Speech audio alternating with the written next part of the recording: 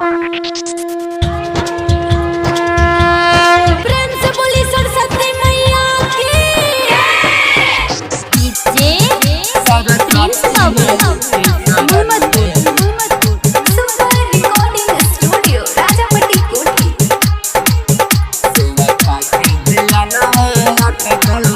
सरस्वती माई के शरण में सेवा खाके ध्यानवा अटकल बा। सरस्वती माई के शरण में सेवा खाके ध्यानवा अटकल बा। जब से होखेला पुजारी उनकर, जब से होखेला पुजारी उनकर पूरा गौवा जुटल बा। सरस्वती माई के शरण में सेवा खाके ध्यानवा अटकल बा। सरस्वती माई के शरण में सेवा खाके ध्यानवा अटकल बा। जब से होखेला पुजारी उनकर, जब से होखेला पुजारी उनकर पूरा गौवा जुटल बा। सरस्वती माई के शरण में सेवा खाके ध्यानवा अटकल बा।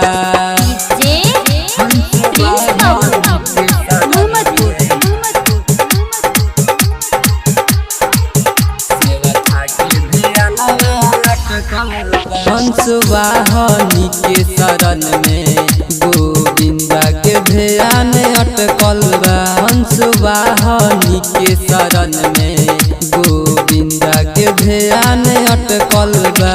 उनके बोलावे खातिर हो, उनके बोलावे खातिर हो ओही दीदे से रोवाता। हंस वाहनी के शरण में गोविंदा के ध्यान अटकल बा। हंस वाहनी के शरण में गोविंदा के ध्यान अटकल बा।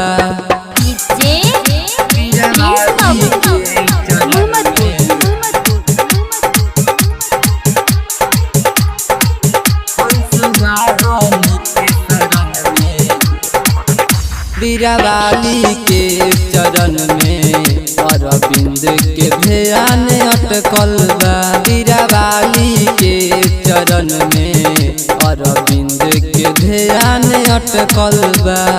उनके पूजाई करे खातिर, उनके पूजाई करे खातिर उनका शरण जाके अटकल बा।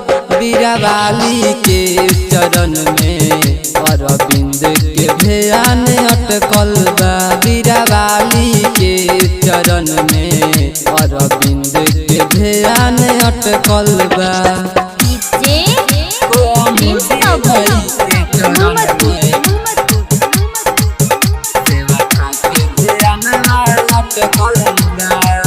कोमोदी माई के चरण में राइटर महेश के ध्यान अटकल बा। कोमोदी माई के चरण में राइटर महेश के ध्यान अटकल बा।